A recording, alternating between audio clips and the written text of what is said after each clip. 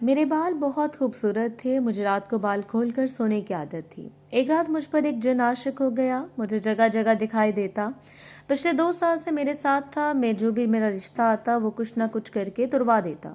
इसका कहना था कि मेरी शादी इससे होगी। मैं बहुत परेशान थी। बड़ी मुश्किल से मेरा रिश्ता एक अमीर घराने में तय हो गया। जो ही मेरा निकाह का वक्त करीब आया, मेरे पैरों तले से जमीन निकल गई कि वहां तो वो जिन। हर तरफ खूबसूरत फूल खिले हुए थे और हर तरफ हरे भरे दरख्त और हरियाली ही हरियाली थी। ये नज़ारा वादी नीलम के करीब एक छोटे से गांव का था, जो अपनी खूबसूरती और दिलकशी की वजह से देखने वालों को अपने शहर में जकड़ लेता था। ऐसे भी अपना ये इलाका और ये जगह बहुत पसंद थी। लंबे घने बाल और खूबसूरत बेदाग चेहरा, बड़ी बड़ी आंखें। कोई भी इसे इस खूबसूरत जगह पर देखता था तो यही समझता था कि जैसे वो यहाँ की शहजादी है। लेकिन वो कोई शहजादी नहीं थी, बल्कि वो तो एक मजलूम लड़की थी जो बचपन से महरूमियों का शिकार थी और ऐसे जिंदगी गुजार रही थी।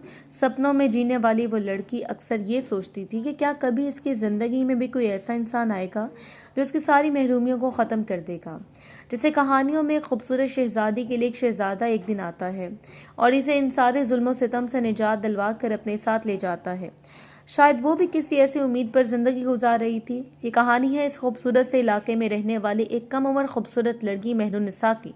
रोजाना सबसे पहले उठकर सारे घर का काम खत्म करके वो बड़ी सी टोकरी लेकर जंगल की तरफ निकल जाती। करीब में ही एक घना जंगल था जिसके बारे में कहा जाता था कि यहाँ पर जन्नात का और ऐसी मखलूकात का बसेरा है।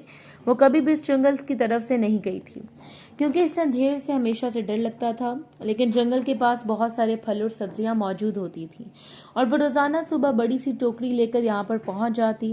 रोजाना इसे यहाँ से ताज़ा फल और सब्जियां लेकर अपने घर जाना होता था। जंगल के करीब आने की किसी की हिम्मत नहीं थी, लेकिन मेहरुन्निसा की मजबूरी थी क्योंकि इसकी सौतेली माँ रोजाना ही इसे इस काम के लिए घर से बाहर भेज देती।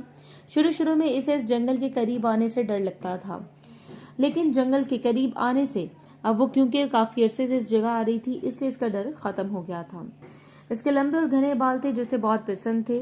बचपन से ही इसे अपने बालों से बहुत मोहब्बत थी क्योंकि जब वो छोटी थी तो इसकी अम्मा इसके बालों में तेल लगाती थी। इस वजह से इसके बाल बहुत घने और लंबे थे। वो यहाँ जंगल में आकर अपनी टोकरी एक तरफ रखती और अपने बाल खोलकर अपनी जिंदगी जीने लगती। ये तो चंद पल थे जब वो अपनी जिंदगी को जीती थी, वरना घर में तो इसे मौका नहीं मिलता था कि वो अपनी मर्जी कर सके। वो बड़ी सी टोकरी को एक जगह रखती और अपने बाल खोलकर इधर उधर घूमने फिरने लगती। कभी फूलों को तोड़कर अपने बालों में लगाती तो कभी क्या करती। इतने में वापस आती तो इसकी टोकरी फलों से और सब्जियों से भरी होती। एक दिन तो वो इस बात से हैरान हो गई कि ये फल और सब्जियां किसने तोड़कर इसकी टोकरी में डाल दी है, जबकि वो तो यहाँ पर घूमने फिरने में और मस्ती करने में लगी हुई थी। एक दिन इस बात से वो खौफजदा हुई और फौरन से अपनी टोकरी उठाकर घर की तरफ भाग गई। बार बार इसके दिमाग में यही बात थी कि हर जगह पर जन्नात का बसेरा है, तो क्या जन्नात ने ये सब कुछ किया था। अगले दिन वो वहां जाना नहीं चाहती थी, लेकिन इसकी सौतेली माँ ने इसे डांट डपट करके घर से निकाला कि वो फल और सब्जियां लेकर ही वापस आए। डरते डरते वो फिर इस जगह पहुंच गई। जब इसने फल तोड़ने की कोशिश की तो वो दरख्त के बिल्कुल ऊपर लगे हुए थे, जिसकी पहुंच से बहुत दूर थे। इसकी माँ ने आज सख्ती से इसे कहा था कि वो फल लेकर घर आए, लेकिन वो तो बहुत ऊंचे थे और ना ही वो इस दरख्त पर चढ़ सकती थी। बहुत कोशिश के बाद भी जब वो फल उतारने में नाकाम रही तो फल उतारने के लिए कोई चीज तलाश करने के लिए इधर उधर फिरने लगी कि कोई बड़ा सा डंडा इसके हाथ में लगे जिसकी मदद से वो दरख्त के सबसे ऊपर लगे हुए ताजा फल उतार सके। काफी देर इसी तरह से घूमती रही, लेकिन इसे ऐसी कोई चीज न मिली।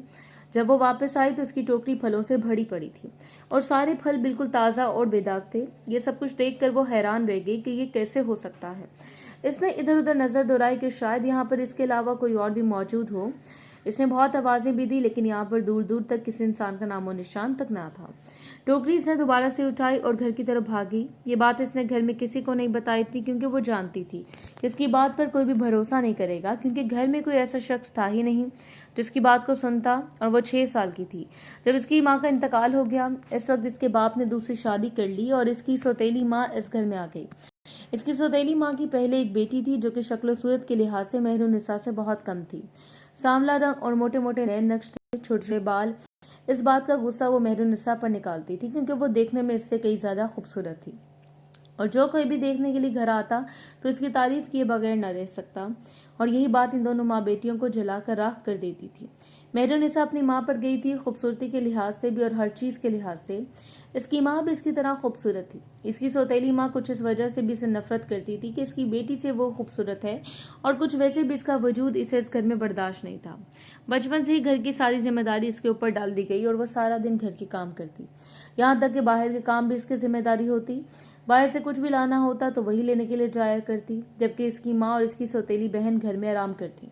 इसकी सौतेली बहन घर के किसी कामकाज में इसका हाथ न बटाती। वो सारा दिन अकेली घर में काम निपटाती रहती, लेकिन इसके बाद भी इसकी सौतेली माँ इससे खुश न होती और दिन रात इसे इस बात करने के ताने देती। वो इन पर एक बोझ के अलावा और कुछ नहीं है। इसकी उम्र सिर्फ और सिर्फ 17 साल थी और इन 17 सालों में इसे जिंदगी बहुत मुश्किल लगने लगी थी, मगर फिर भी इसने हिम्मत नहीं हारी। इसे अपनी माँ की कही हुई एक एक बात याद आती थी कि जिंदगी में अगर कोई मुश्किल आती है तो वो कुछ वक्त की होती है, और इसके बाद जिंदगी में आसानी भी जरूर आती है। वो भी अपनी जिंदगी में आने वाली आसानी के इंतजार में थी। किसी भी काम में थोड़ी सी गलती या फिर कोताही हो जाती तो इसकी सौतेली माँ इसे मार देती। मारती पीटती इसका बाप शहर में काम के लिए गया हुआ था, और अगर वो यहाँ होता भी तो इसने कहा अपनी बीवी को ये सब कुछ करने से रोकना था। एक दिन इसी तरह से मेहरुनिसा की सौतेली बहन की कोई चीज गुम हो गई। इसका इल्जाम भी इसने इस पर लगा दिया कि मेहरुनिसा ने इसकी वो चीज चुरा ली है, जबकि इसने ऐसा कुछ नहीं किया था। इसकी सौतेली माँ ने इसके पूरे कमरे की तलाशी ली। इसके कमरे में एक टूटे से बेड, पुराने से बिस्तर के और एक पुरानी से अलमारी के अलावा कुछ भी नहीं था। पूरा घर बहुत अच्छे तरीके से सजाया गया था, लेकिन मेहरुनिसा के कमरे में वही कबाड़ खाना था जो कि इस घर में इस्तेमाल होने के काबिल नहीं समझा जाता था। पूरे कमरे की तलाशी लेने के बाद भी जब वो मतलूबा चीज ना मिली तो इसकी माँ ने और इसकी सौतेली बहन ने अपना गुस्सा निकालने के लिए इसे मारा। लेकिन फिर जब इन दोनों का दिल ना भरा तो इसकी सौतेली माँ जाते जाते इसे वो पुराना और फटा हुआ बिस्तर भी छीन कर ले गई, ये कहते हुए कि जब वो एक रात शदीद सर्दी में गुजारेगी तो अगले दिन खुद ब खुद बता देगी कि इसने चोरी करके वो चीज़ कहाँ छुपाई है। इसके साथ इस रात का खाना भी ना दिया और कहा गया कि वो तब तक भूखी रहेगी जब तक वो खोई हुई चीज़ नहीं मिल जाती। लेकिन इसमें इसका कुछ कसूर भी नहीं था, इससे तो इस चीज़ को छुड़ाया ही नहीं था, लेकिन फिर भी इसे सज़ा मिल रही थी। सर्दी का मौसम था और इस पहाड़ी इलाके में तो दूसरे इलाकों से ज़्यादा सर्दी थी। पूरी रात इस तरह से वो सर्दी में पड़ी रही, जिसकी वजह से सुबह इसकी तबीयत बहुत ख़राब थी। इसे शदीद बुखार था और इसने रात से कुछ भी नहीं खाया था। बुखार की वजह से बिस्तर से उठना भी इसके लिए मुमकिन नहीं था, लेकिन सारे घर का काम इसे तो देखना था। पहले उठकर पूरे घर की सफाई करना और फिर इसके बाद बाहर जाकर ताज़ा सब्जियां और फल भी तो लेकर आने थे। हिम्मत करते हुए इसने घर का काम खत्म किया, लेकिन घर से बाहर जाने की बिल्कुल भी हिम्मत नहीं थी। दुखते सर के साथ और बुखार के साथ इसने अपनी टोकरी उठाई और घर से बाहर चली गई। जब जंगल के करीब पहुंची तो इसे जंगल के बीच में से अपने नाम की पुकार सुनाई दी, जैसे जंगल के बीच में से कोई से पुकार रहा है। पहले तो अपना नाम सुनकर डर गई, लेकिन कोई बहुत ही अपनाइयत से इसका नाम पुकार रहा था। इस पर एक अजीब सी कैफियत आ रही होगी, ना चाहते हुए भी इस तरफ चलती जा रही थी जिस तरफ से इसे अपने नाम की पुकार सुनाई दे रही थी। इस तरह से चलते चलते वो जंगल के बीच में पहुंच गई। जब इसके पांव के साथ कोई चीज टकराई, जब इसने नीचे देखा तो वहां कुछ भी नहीं था। जब अचानक इसने दोबारा नजरें उठाकर ऊपर देखा तो एक तेज रोशनी सामने से इसकी आंखों में पड़ी। इसके बाद इसे कुछ भी याद नहीं कि इसके साथ क्या हुआ। जब इसकी आंख खुली तो वो अपने कमरे में नरम नरम गर्म बिस्तर पर मौजूद थी। वो बिस्तर बहुत खूबसूरत था, बिल्कुल ऐसे लग रहा था कि जैसे किसी शहजादी का बिस्तर हो। वो हैरान थी कि कल तो इसकी माँ ने इसका वो फटा पुराना बिस्तर भी इससे छीन लिया, तो आज वो इतने नरम गरम और आरामदेह बिस्तर इसके पास कैसे आया, और वो यहाँ कैसे आई। वो तो जंगल में अपनी माँ के कहने पर फल और सब्जियां तोड़ने के लिए गई थी, जबकि इसके अंदर तो बिल्कुल भी हिम्मत नहीं थी। लेकिन अब जब वो उठी थी तो वो बिल्कुल ठीक थी। इसका बुखार भी उतर चुका था और वो इसके चेहरे पर जो इसकी माँ के मारने की वजह से जख्म था वो भी ठीक था। वो जल्दी से उठी, इस डर से कि शायद वो वहां पर बेहोश हो गई थी और कोई इसे उठाकर इसके घर छोड़ के गया है, मतलब कि इसने अपना सही का काम भी मुकम्मल नहीं किया। इसकी माँ तो इसे जान से मार देगी। इस डर से अचानक से बिस्तर से उठी। जब इसे सामने देखा तो इसके लिए फ्रूट और दूध का गिलास पड़ा हुआ था।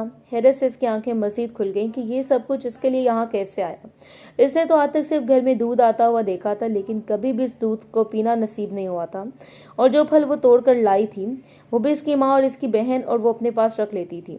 इसे तो इनमें से कभी भी कुछ नहीं मिला था। वो जल्दी से अपने कमरे से बाहर निकली और बाहर का मंजर भी हैरान करने वाला था। पूरे घर का काम अच्छे तरीके से और सलीके से किया गया। सब कुछ वैसे था जैसे वो रोजाना करती थी। जब इसे देखा तो इसकी माँ और इसकी बहन भी अपने अपने कमरे में सो रही हैं। मेहरुनिसा भी अपने कमरे में वापस आ गई और भूख के एहसास से इसने वो फ्रूट उठाकर खाने लगी और दूध का गिलास इसने पी लिया, जिससे इसे थोड़ी बहुत ताकत मिली थी। और दोबारा से अपने बिस्तर पर लेट कर सो गई। जब इसकी दोबारा आंख खुली तो शाम का वक्त होने वाला था। जल्दी से उठकर बावर्ची खाने में गई क्योंकि इस रात का खाना भी तैयार करना था। लेकिन जैसे ही बावर्ची खाने में इसने कदम रखा तो अच्छे अच्छे खानों की खुशबू आने लगी। इसने जब आगे बढ़कर बर्तन उठाकर देखा तो खाने के बर्तनों में मौजूद था और खाना भी ताज़ा बनाया गया था। अचानक से इसकी माँ वहां पर आ गई। वो हैरान थी कि इसकी माँ ने सारा खाना कैसे बना लिया।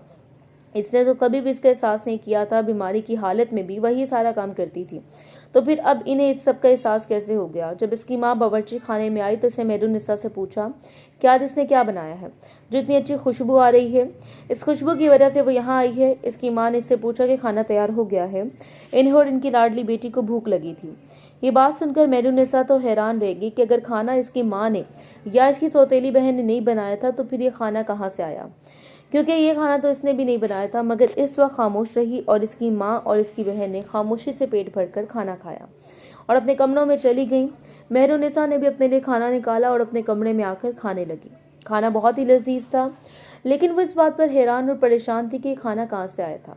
साथ ही से इस बात पर हैरान थी कि इसकी माँ ने सुबह वाले वाक़े के बारे में इससे कोई जिक्र नहीं किया। वो इस जंगल से घर कैसे आई थी, इन सारी चीज़ों में भी इस चीज़ का एहसास नहीं हुआ था कि इसके हाथ में एक बहुत ही चमकदार और खूबसूरत अंगूठी मौजूद है। जब वो सब कुछ समेट कर अपने कमरे में वापस आई तो अचानक से इसकी नज़र एक हाथ से पर उंगली पर गई जिसमें एक बहुत ही खूबसूरत अंगूठी चमक रही थी। ये अंगूठी तो इसके पास नहीं थी, इसकी उंगली में कहाँ से आ गई। इसे तो अच्छी तरह से याद था कि इसने ये अंगूठी पहले कभी देखी भी नहीं थी और ना ही कभी खरीदी थी।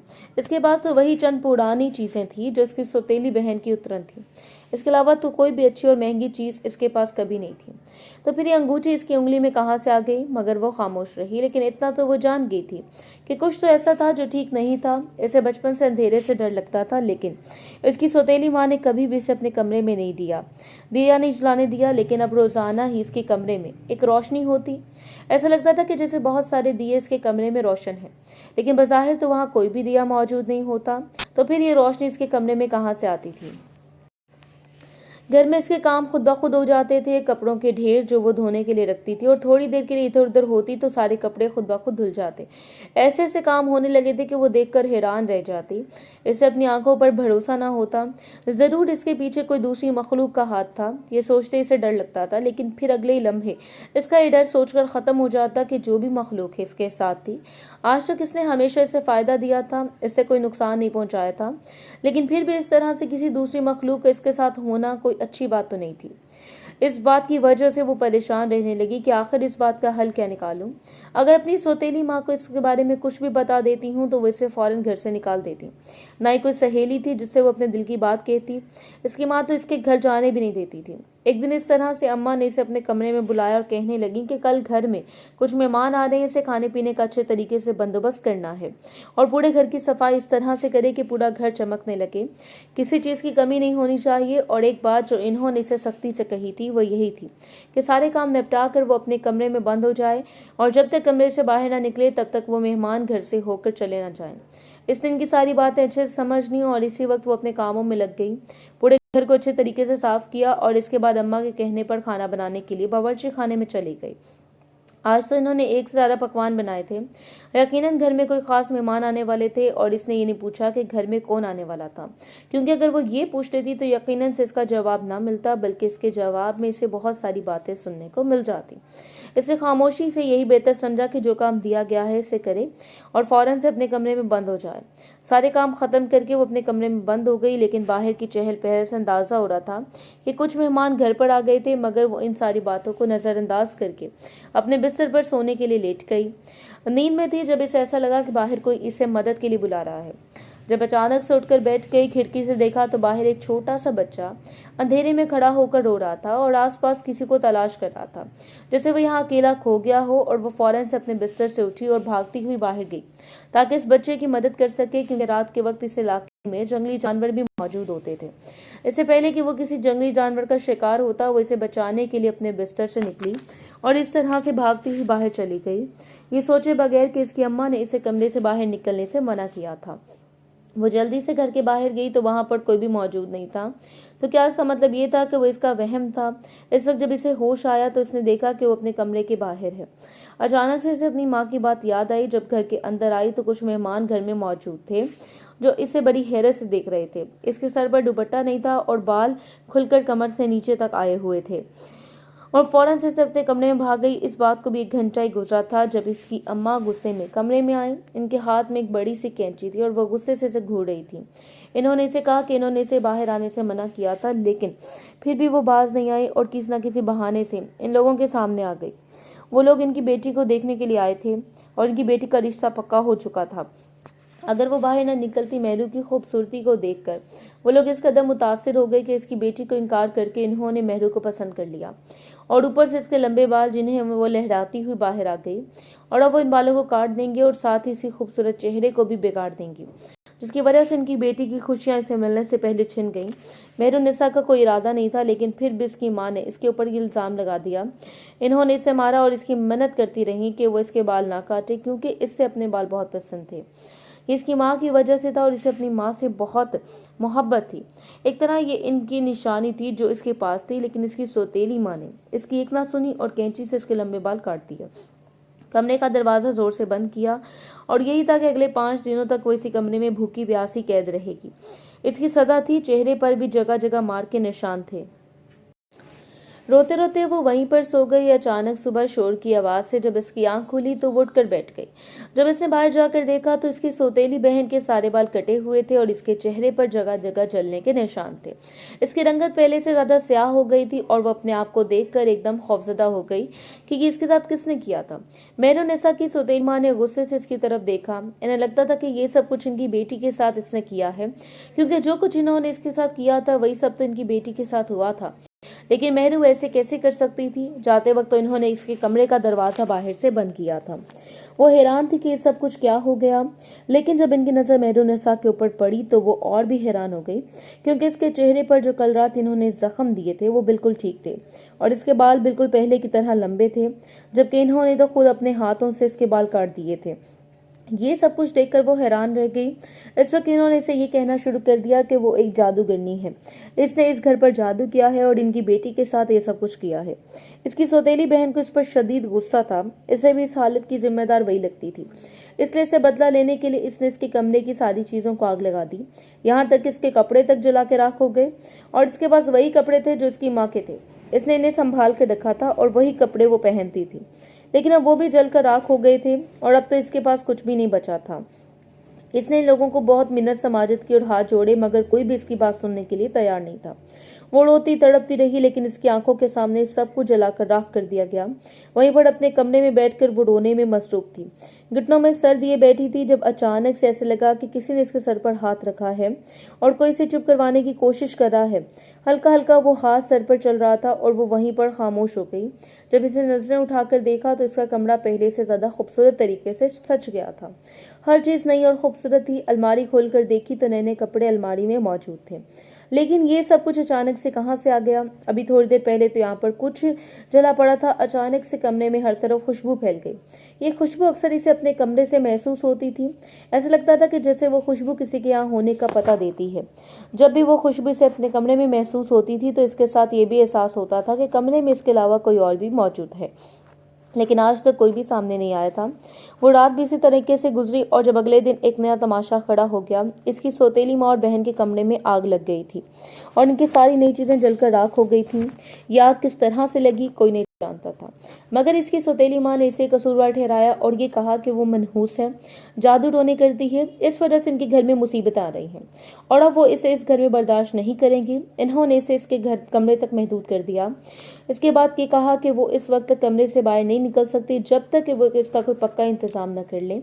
अब वो इसे इस घर से निकाल कर रहेंगी। मेहरुन्निसा सारा वक्त कमरे में अकेली बैठी रहती और कमरे में बिल्कुल अंधेरा होता। इसकी सौतेली माँ ने तो इसे कोई चिराग भी जलाने नहीं दिया था, लेकिन फिर भी इसके कमरे में रोशनी होती। वो लोग इसे खाने के लिए भी कुछ ना देती, लेकिन फिर भी रोजाना इसके कमरे में ताज़ा और लजीज खाना मौजूद होता। फिर एक दिन वो इसके सामने आ ही गया जो इसके लिए सब कुछ कर रहा था। एक खूबसूरत नौजवान इसके सामने मौजूद था। इसे मेहरुन्निसा से इतनी मोहब्बत का इतराफ़ किया। वो कोई इंसान नहीं था, बल्कि वो एक जिन्नज़ादी थी और वही अब तक इसके लिए सब कुछ कर रहा था। वही इसके लिए फल तोड़कर इसकी टोकरी में डालता था और वही इस दिन जंगल जंगल से उठकर इसे यहाँ लाया था। घर के काम करने में वही इसकी मदद करता और इसकी माँ और सौतेली बहन के साथ भी जो कुछ हुआ था इसने किया था। इन्हें इसके किए की सजा दे दी गई क्योंकि इन्होंने मेहरुनिसा के साथ बुरा करने की कोशिश की थी। इसे मेहरुनिसा के बालों से इश्क था और इसकी सौतेली माँ ने इसके बाल काटने की जुर्रत की थी। इसका अंजाम इसे भुगतना पड़ा कि इसे अपनी बेटी के सारे बाल इसने जड़ से काट दिए और अब वो किसी के सामने जाने के काबिल नहीं रही थी। इस जिनजादी ने मेहरुनिसा को बताया कि वो इस जंगल के बीचों बीच में रहता है, जबकि वो रोजाना वहां पर फल तोड़ने के लिए जाया करती थी और एक दिन इस तरह से वो अपने बाल खोलकर घूम रही थी। इस वक्त वो इसकी मोहब्बत में गिरफ्तार हो गया था और इसमें इस सबसे ज्यादा इसके बाल पसंद आए थे। अब वह जब छोड़कर कभी नहीं जाएगा और जो कोई भी इसके साथ बुरा करने का सोचेगा इसे इसका अंजाम भुगतना पड़ेगा।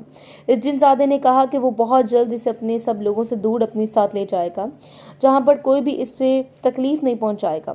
जब मेहरुनिसा को सारी हकीकत पता चली तो वो डर गई और मानती थी कि इस जिनजादी ने इससे बहुत कुछ किया है, लेकिन वो एक जिनजादा था और वो एक आदमजादी। इन दोनों का साथ मुमकिन नहीं था। लेकिन अगर वो ये बात इसे कहती तो यकीनन वो इसकी बात ना समझता और गुस्से में कुछ और कर बैठता। वो जिस कदर मेहरुनिसा के इश्क में मुब्तला था और जिस कदर जुनूनी था, वो कोई भी बात कहकर इसे गुस्सा नहीं दिलाना चाहती थी। इसलिए इसने सोचा कि इससे जो भी बात करनी है बहुत ही आराम और तहम्मुल से करनी है।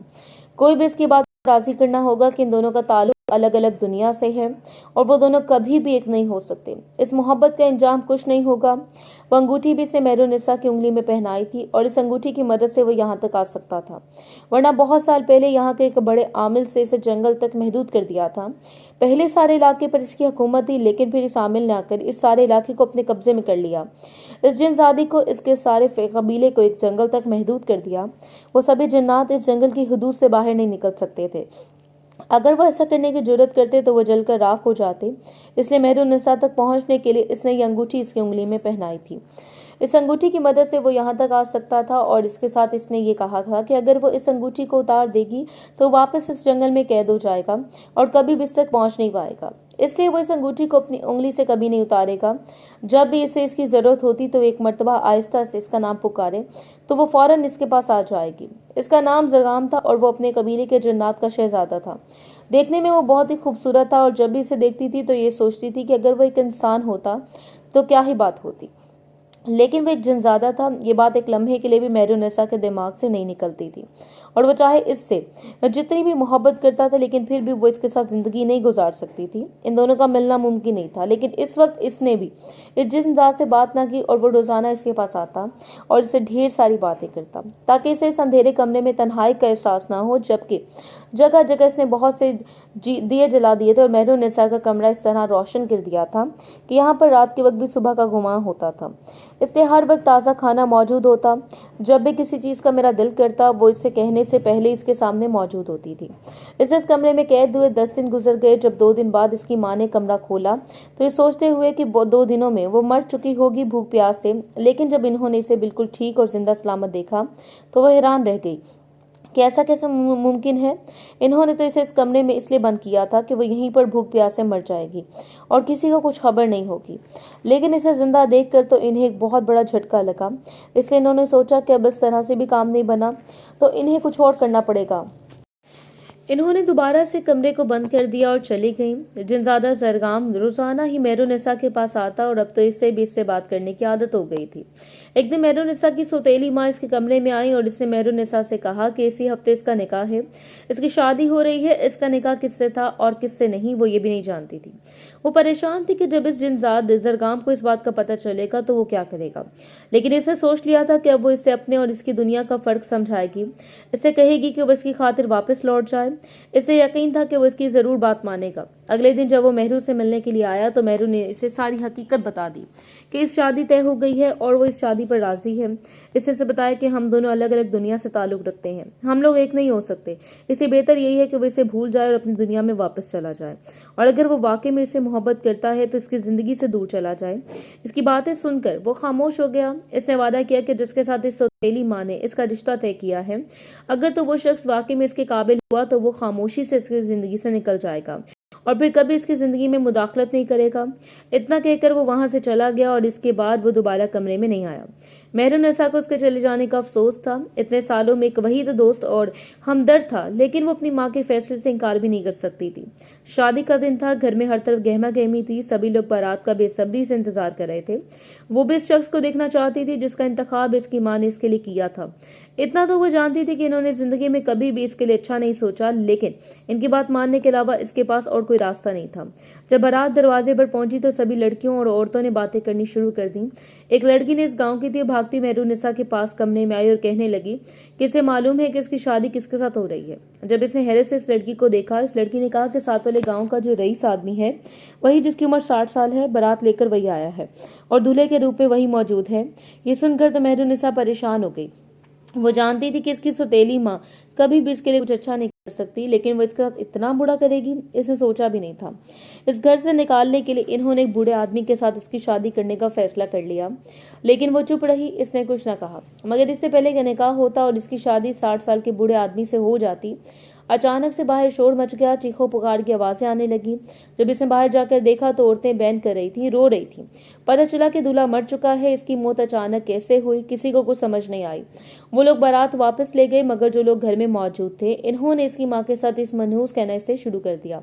इसकी माँ ने सब लोगों से ये कहा कि इससे पहले भी बहुत मर्तबा इस घर में ऐसे वाक़यात हो चुके हैं और ये सब कुछ इसकी नहूसत की वजह से होता है।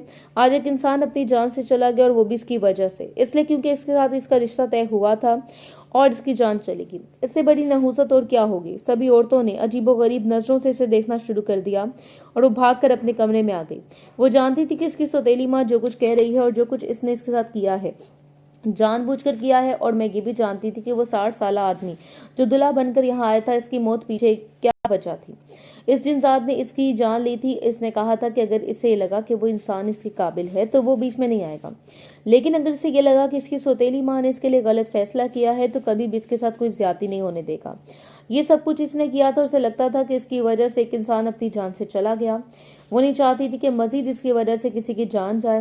वो जानती थी कि वो जिनजात इससे मोहब्बत करता है और कोई भी अगर इसके साथ बुरा करेगा तो वो इस जिन से को जान से मार देगा, लेकिन वो ऐसा नहीं चाहती थी कि मजीद किसी की जान जाए। इसलिए अब इसके पास सिर्फ एक ही हल था कि वो इस अंगूठी को अपनी उंगली से उतार कर फेंक देती।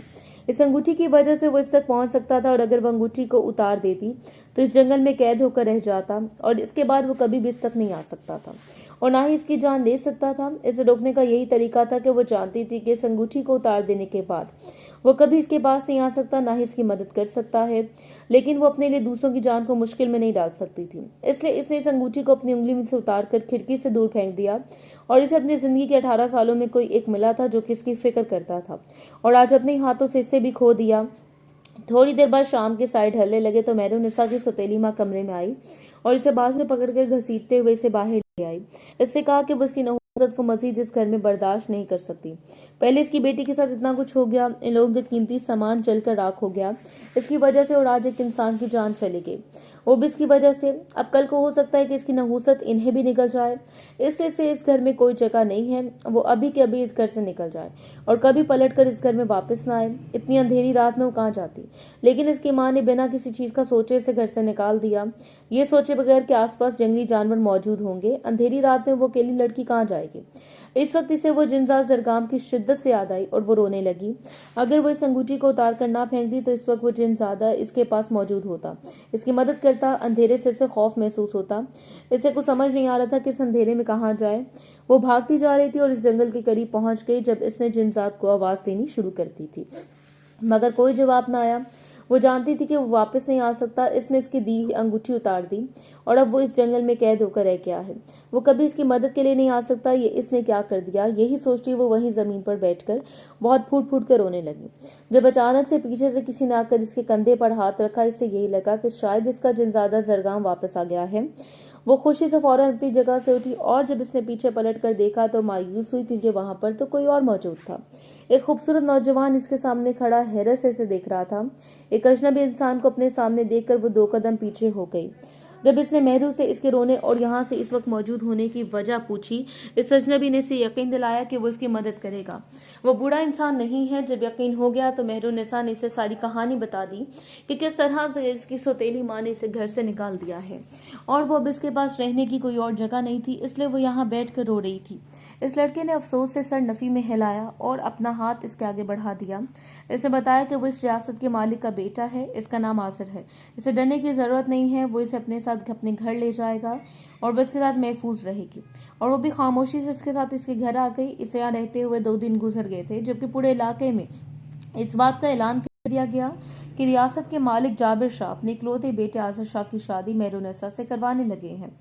आज़ाद ने कहा कि पहली नज़र में ही वो इसे अच्छी लगी है। वो इसे शादी करना चाहता है, अपनी ज़िंदगी में शामिल करना चाहता है और इसे वो सारी खुशियां देना चाहता है और कभी इसको किसी गम के करीब नहीं आने देगा। वो शक्ल सूरत के लिहाज से बहुत खूबसूरत था, इसे मोहब्बत भी करता था और इसे मेहरुन्निसा को पनाह भी दी थी। वो भी किसी लड़की के ख्वाबों का शहजादा हो सकता था, इसलिए मेहरुन्निसा ने भी शादी के लिए हाँ कर दी, क्योंकि इसे महफूज जगह इसके लिए कोई और नहीं हो सकती थी और इससे अच्छा रिश्ता भी इसके लिए कोई और नहीं हो सकता था। सारे इलाके में शोर मच गया और बड़ी धूमधाम से मेहरुन्निसा की शादी यहाँ के मालिक के बेटे से हो गई। सभी लोग इस बात पर हैरान थे। जो लोग कल तक इस लड़की को मनहूस कह रहे थे, आज इसकी किस्मत को देखकर रश कर रहे थे। इसकी सौतेली माँ, जिसने रात के अंधेरे में इसे घर से निकाल दिया था, आज वो भी इसकी किस्मत को देखकर हैरान थी। और वो जो एक छोटे से घर में रहने वाली आम सी लड़की थी, जो सारा दिन घर के कामों में लगी रहती थी, एक मुलाजमा की जिंदगी गुजार रही थी, आज वो रियासत के मालिक के इकलौते बेटे की बीवी बन गई थी और इस रियासत की नई शहजादी और नई मालकिन बन गई थी। इसे सब कुछ मिल गया था जब एक दिन इसने देखा कि इसके कमरे में वही अंगूठी मौजूद थी जिसे इस जिनजात ने दी थी, मगर इसने तो इस अंगूठी को उतार दिया था और इसके बाद तो वो इसकी मदद के लिए भी नहीं आ सकता था। तो अभी अंगूठी कहाँ से आ गई? इसने फौरन इस अंगूठी को उठाकर अपनी उंगली में पहन लिया। जब अचानक से जिनजात जरगाम इसके सामने आ गया, इसने मेहरुन्निसा से कहा कि इसने अंगूठी उतारकर फेंक दी थी, लेकिन फिर भी वो इससे दूर नहीं गया था। जो कि बंदिश इस पर थी, वो भी इसकी मोहब्बत से आगे काढ़ा गई और वो हैरान थी कि अगर वो इस जंगल में कैद नहीं था तो फिर इस रात इसकी मदद के लिए क्यों नहीं आया। जब इसने कहा कि वो इसकी मदद के लिए आने वाला था, जब इसने देखा कि नौजवान इसकी मदद के लिए वहां पहुंच गया है, इसलिए वो वहीं रुककर सब कुछ देखने लगा और इसके सामने नहीं आया। इसने मेहरुन्निसा से वादा किया था कि जिस दिन एक अच्छा इंसान इसकी जिंदगी में आ जाएगा तो वो इसकी जिंदगी से निकल जाएगा। वो जानता था कि आसिर शाह एक अच्छा इंसान है, मेहरुन्निसा इसके साथ खुश रहेगी, इसलिए वो इसकी जिंदगी में वापस नहीं आया। लेकिन अभी भी अंगूठी वो इसके हवाले करके जा रहा है। वो चाहे तो इसे पहन ले, चाहे तो इसे दोबारा फेंक दे, लेकिन वो हर वक्त इसके आसपास रहेगा। इसे जब भी इसकी मदद की जरूरत होगी तो इसे आवाज दे ले और वो आ जाएगा। इस दिन इन दोनों की आखिरी मुलाकात थी और इस वाक़े को कई साल गुजर गए। वो अंगूठी आज भी मेहरुन्निसा की उंगली में मौजूद है। इसने इस अंगूठी को इसलिए नहीं पहना कि जब इसकी मदद की जरूरत हो तो इसे पुकार सके, बल्कि इसने इस अंगूठी को इसकी मोहब्बत की निशानी के तौर पर उंगली में पहना हुआ है। इसकी मोहब्बत वाकई में अनमोल थी। इसने बुरे वक्त में इसका साथ दिया, इसलिए वो सब किया जो मोहब्बत के बदले में इसे मोहब्बत तो नहीं दे पाई थी, लेकिन इसकी मोहब्बत की कदर कर सकती थी और इस जगह से इसने आज तक इस अंगूठी को अपने से अलग नहीं किया।